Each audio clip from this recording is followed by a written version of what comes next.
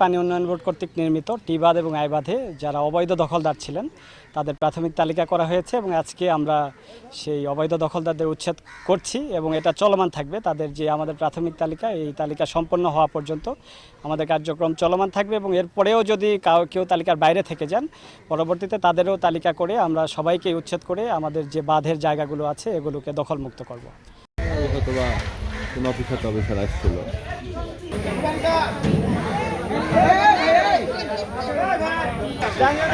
চলে যাও, ভালো।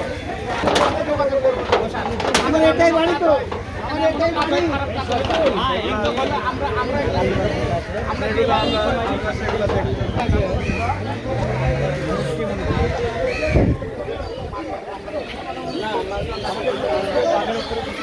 আজকে